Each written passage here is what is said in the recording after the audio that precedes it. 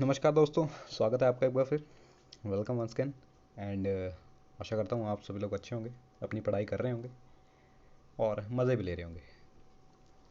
तो चलिए, पिछली दो वीडियोज़ में हमने बात की कि किस तरह से ये हमारा कॉन्स्टिट्यूशन बनता चला आ रहा है, रूल्स बनते चले आ रहे हैं, कौन कौन लोग आ रहे हैं, स्पेशली डेट्स हमने देखी। तो आज भी ओवरव्यू ही है, थोड़ी बातें होंगी, 10 मिनट में एक ओवरव्यू जैसा होगा। उसके बाद नेक्स्ट वीडियो से बिल्कुल एक तरह से फॉर्मल वे में प्रेजेंटेशन के साथ मैं शुरू करूँगा रेगुलेटिंग एक्ट से। 1773, रेगुलेटिंग एक्ट 1773। तो हर एक पॉइंट मैं उठाऊँगा एग्जामिनेशन पॉइंट ऑफ व्यू से। आप स्टेट पीसीएस की तैयारी कर रहे हैं या यूपीएस की तैयारी कर रहे हैं, यूपीएससी, तो वो पॉइंट्स इंपॉर्टेंट होंगे, आप ध्यान में रखिएगा। चलिए, हम पहुंच गए थे 1857 पे। देखिए, 1857 तक क्या होता आ रहा था ये हमने पढ़ा कि 1773 के बाद तो वॉरेन हेस्टिंग को भेजा, लॉर्ड कॉर्नवालिस को भेजा, और उसके बाद मेटकाफ जी को भेजा, लॉर्ड इरविन जी को भेजा। लेकिन अब 1857 के टाइम पे क्या हो रहा है कि जो लोग हैं ना इंडिया के, यार वो मतलब थोड़ा इरिटेट हो चुके हैं, बहुत ज़्यादा इरिटेट हो चुके हैं इन द सेंस कि जिस तरह के रिफॉर्म्स ब्रिटिश गवर्नमेंट ला रही है ना, तो वहाँ पे मतलब लोगों के ऊपर अत्याचार जैसा हो रहा है। प्लस अब ब्रिटिश गवर्नमेंट अपनी तरफ से कुछ बढ़िया डेवलपमेंट्स भी कर रही थी, जैसे कि एबोलिशन ऑफ सती प्रथा। सती प्रथा हमको पता है कि मतलब कि जब हस्बैंड की डेथ होती है तो वाइफ को भी साथ में जिंदा जला दिया जाता था। तो वहाँ सती प्रथा को भी ख़त्म किया गया था, जो कि लोगों को, आप सब कुछ छेड़छाड़ कीजिए लेकिन लोगों के धर्म और लोगों के कल्चर के साथ आप छेड़छाड़ मत कीजिए। जब ऐसा होने लगा ना, एक्चुअली यही चीज़ें तो थी यार जो बाद में मतलब एक रिवॉल्ट के रूप में बाहर आई। आज भी हम वही चीज़ें देखते हैं कि आप अगर कल्चर के साथ छेड़छाड़ करेंगे तो चाहे वो फिर स्टेट गवर्नमेंट हो, सेंट्रल गवर्नमेंट हो, लोग तो उतर आते हैं प्रोटेस्ट पे। फिर कॉन्स्टिट्यूशन गया भाड़ में, लॉ गया भाड़ में, लोग प्रोटेस्ट करेंगे अगर आपने कल्चर के साथ छेड़छाड़ करने की कोशिश की। अब वही ब्रिटिश गवर्नमेंट की एक बहुत बड़ी गलती थी कि उन्होंने भारत के रिलीजियस अफेयर्स के साथ इंटरफेयर करना शुरू किया। रिलीजियस अफेयर के साथ, कल्चरल अफेयर्स के साथ इंटरफेयर करना शुरू किया। अपनी जो मतलब एक तरह से जो ब्रिटेन में चलता आ रहा था उसको थोपने की कोशिश की। अब इंडियंस धीरे धीरे इरिटेट होना शुरू होने लगे।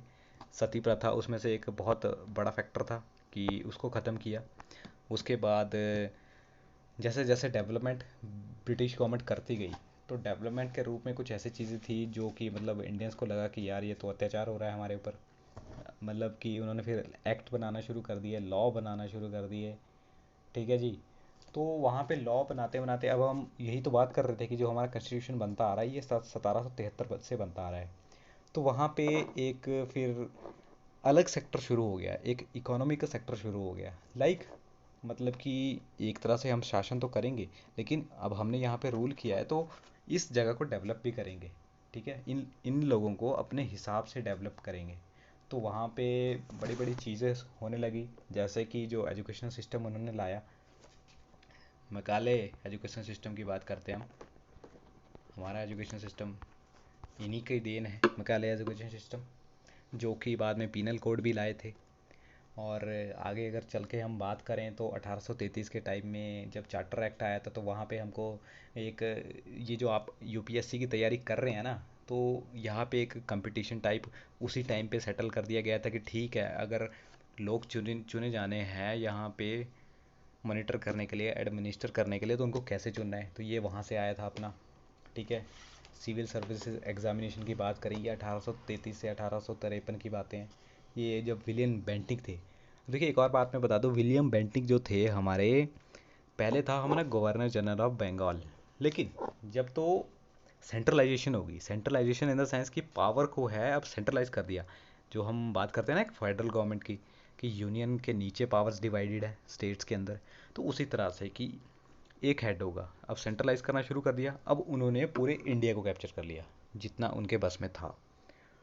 तो बोलते हैं कि 1833 का जो चार्टर एक्ट था उसको, वहाँ से पावर जो है सेंट्रलाइज होना शुरू हो गई। जहाँ पे सिविल पावर होगी, मिलिट्री पावर होगी, सब कुछ उन्होंने हाथ में लेना शुरू कर दिया। और वहाँ पे डेजिग्नेशन एक और चेंज हुई कि गवर्नर जनरल ऑफ बंगाल जो विलियम बेंटिक, माफ़ कीजिए, जो पहले थे, अब जब विलियम बेंटिक आए तो उनको बना दिया गया governor general of India, first governor general of India. ठीक है जी। तो 1857 की बात हम कर रहे थे रिवॉल्ट पे। अब चलते हैं सीधा रिवॉल्ट पे। अब आज ख़त्म करेंगे, मैं आज़ाद करवा दूंगा इंडिया को आज। तो 1857 में क्या हुआ? रिवॉल्ट हुआ। रिवॉल्ट क्यों हुआ? देखिए ये क्वेश्चन बनते हैं यहाँ से, रिवॉल्ट क्यों हुआ। अब रिवॉल्ट होने के पीछे बहुत बड़े कारण थे। एक तो मैंने आपको बताया कि रिलीजियस और कल्चरल अफेयर में छेड़छाड़ करना, प्लस करप्शन तो बहुत ज़्यादा हो रहा था। देखिए इंडियन लोगों के साथ तो मतलब कि बहुत डिस्क्रिमिनेशन हो रही थी, इन द सेंस कि जो कि मिलिट्री यूज़ करता था ब्रिटिश गवर्नमेंट इंडियन लोगों के थ्रू, तो वहाँ पे इंडियन लोगों को मतलब सूबेदार के ऊपर रैंक ही नहीं दिया जाता था, सूबेदार के ऊपर जाने ही नहीं दिया जाता था। और एक टाइम ऐसा आया कि सिपॉय म्यूटिनी, आपने नाम सुना होगा, अगर नहीं सुना तो मैं बता रहा हूँ। सिपॉय म्यूनिटी जो कि सैनिक विद्रोह था, वो क्यों था? रीज़न एक तो मैंने आपको बताया कि आपको प्रमोशन नहीं मिल रहा था सूबेदार के ऊपर, प्लस उनसे कहा गया कि वो जो गोलियां होंगी, कारतूस होगी, उसको बनाया जाएगा जो कि जानवर थे उनके चमड़ों से। ठीक है जी, उनके चमड़ों से बनाया जाएगा। ये बात लोगों को पसंद नहीं आई, लोग भड़क गए पूरी तरह। लोग जब पूरी पूरी तरह भड़क गए तो मतलब कि वहाँ पे फिर एक ऐसा टाइम आया कि रिवॉल्ट हो गया। सबसे पहला मतलब बोलते हैं कि रिवॉल्ट जो हुआ वो सिपॉय म्यूटिनी थी, लेकिन उसके पीछे कारण तो देखिए वहीं से बनना शुरू हो गए थे 1773 से ही, जब उन्होंने रिलीजियस और कल्चरल अफेयर में। लेकिन वो बोलते हैं ना कि मतलब ठीक है, विराट कोहली ने हमारे 120 रन, लास्ट में एक में 6 रन चाहिए थे तो वो धोनी ने 6 मार दिया और धोनी ने मैच जिता दिया, ऐसा बोलते हैं। तो बस वही काम था कि पहले से ही ये बातें शुरू होना हो चुकी थी। गलतियां जो ब्रिटिश गवर्नमेंट कर रही थी, बस उसका परिणाम धीरे धीरे धीरे घड़ा भर रहा था। और लास्ट में क्या किया, सैनिकों ने बंदूक उठाई और ठा धाएं करके गोली चलाना शुरू कर दिया। पहली बंदूक किसने चलाई थी, ये सब कुछ मैं आपको बताऊंगा। कहाँ पहली बंदूक चलाई थी, किसने पहली बंदूक चलाई थी, किसके ऊपर पहली बंदूक चलाई थी, ये सब कुछ मैं आपको बताऊंगा। मंगल पांडे जी ने पहली बंदूक चलाई थी, ये सब कुछ मैं आपको बताऊंगा, लेकिन जब हम डेप्थ में पढ़ेंगे। तो यहाँ देखिए अब रिवॉल्ट हो रहा है। रिवॉल्ट में क्या हुआ, लोग भड़क गए, क्रांति कर दी उन्होंने, मतलब कि तुम आ जाओ अब देख लेंगे, अब हमको यार नहीं सहा जाता तुमसे। तो वहाँ से फिर जब ऐसा हुआ तो उधर से ब्रिटिश गवर्नमेंट ने देखा, यार ये तो मतलब गड़बड़ हो गया, मतलब लोग तो कंट्रोल से बाहर हो गए हैं और भीड़ को कंट्रोल करना बहुत मुश्किल होता है। तो ब्रिटिश गवर्नमेंट ने बोला कि अब यार कंपनी वालों तुम आ जाओ वापस, अब हम खुद रूल करेंगे, अपने पूरे रूल खुद चलाएंगे। कंपनी आ गई वापस। अब आ गया जी क्राउन रूल। क्राउन रूल क्यों? अब जो भी चीज़ें एडमिनिस्टर होनी थी वो सीधा क्वीन एलिजाबेथ की कमांड से होनी थी, क्राउन रूल। ठीक है जी। क्राउन रूल में अब नए एक्ट बनना शुरू हो गए। गवर्नमेंट ऑफ इंडिया एक्ट 1858, जहाँ पे अब जब उनको लगा कि यार लोग तो भड़क रहे हैं, अब लोगों को थोड़ा प्रेस करना पड़ेगा, तो उन्होंने धीरे धीरे लोगों को अपनी काउंसिल में जगह देनी शुरू की, पावर को थोड़ा फेडरलाइज करना शुरू किया, स्टेट को थोड़ा पावर देना शुरू की।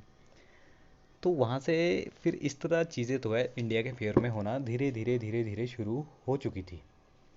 बाद में इंडियन काउंसिल एक्ट आता है, जहाँ पे हमारे लोगों को और जगह मिलती है वहाँ पे काउंसिल में। और उसके बाद 1892 में भी एक आता है जिस जहाँ पे मतलब अब ऐसा हो रहा है कि इंडियंस को पावर दी जा रही है। ठीक है, इंडियंस को पावर दी जा रही है। अब ठीक है, अब जैसा कि एजुकेशन सिस्टम प्रोवाइड किया हुआ था उन्होंने, ब्रिटिश गवर्नमेंट ने, तो लोग पढ़ भी रहे थे, लोगों को थोड़ा पता भी चल रहा था कि ऐसे ऐसे ये सरकार चलती है, लोग इस तरह रहेंगे, खाएंगे पिएंगे, मतलब लोग थोड़ा इंटेलेक्ट हो रहे थे। बाद में फिर एक टाइम और ऐसा आता है, देखिए बीच में कुछ हिस्टोरिकल फैक्ट्स भी है जिनकी वजह से ये एक्ट बनना शुरू हो रहे थे। वो सब कुछ मैं आपको बताऊंगा जब हम डेप्थ में पढ़ेंगे। जो बहुत ही इंपॉर्टेंट हमारे एक्ट है, इंडियन काउंसिल एक्ट 1909 और 1919 के, जिनको मॉर्ले मिंटो रिफॉर्म्स और मॉन्टेक चैम्सफोर्ड रिफॉर्म्स में कहा जाता है। देखिए ये जो मैं आपको बता रहा हूँ ना, 1909 मॉर्ले मिंटो रिफॉर्म्स, आज यही 1909 है जिसकी वजह से हमारे देश में दंगे होते हैं, फसाद होती है। कम्युनिज्म के बेस पे इन्होंने इंडिया को बांट दिया कि ठीक है यार, हिंदू वाले हिंदू को वोट देंगे, मुस्लिम वाले मुस्लिम को वोट देंगे। इनको फादर ऑफ कम्युनल इलेक्ट्रोट भी कहा जाता है। ये जो हमारे थे लॉर्ड मिंटो जी, इनको कहा जाता है फादर ऑफ कम्युनल इलेक्ट्रोड।